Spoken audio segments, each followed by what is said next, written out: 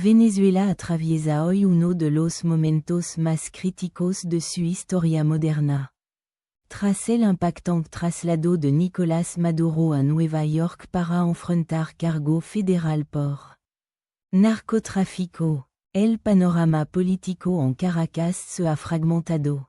Delcy Rodríguez ha sido juramentada como presidenta interina, pero su mando es, en el mejor de los casos, precario. Mientras tanto, la fuerza estadounidense han intensificado su presencia bajo la Operación Southern Spear, ejecutando ataques aéreos estratégicos que, según informe de organismos internacionales, han dejado ya un centenar de víctimas, incluyendo personal militar cubano y civil.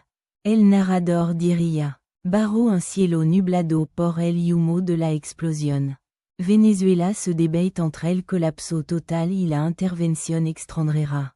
La juramentación de Rodríguez representa un intento desesperado del oficialismo por mantener el control, mientras la advertencia de Washington se vuelve cada vez más agresiva. Donald Trump ha sido claro. O se colabora con la transición diseñada por Estados Unidos, o el precio a pagar será más alto que el de Maduro.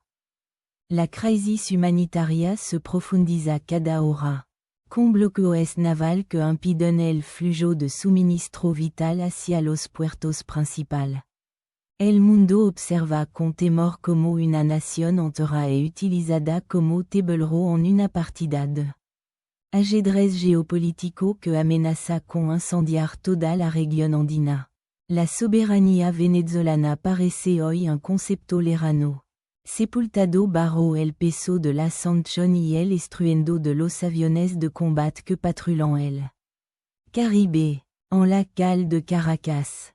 El silencio es interrumpido únicamente por las sirenas de emergencia y el rumor de la protesta contenida. La falta de información oficial ha generado un clima de paranoia colectiva, donde cada movimiento de las tropas internacionales se interpreta como el inicio de una ocupación a gran escala. La Organización de Derechos Humanos denuncian que los hospitales están desbordados y sin suministros básicos, mientras el gobierno interino de Rodríguez prioriza el control militar de la instalación petrolera para evitar el colapso total de la economía.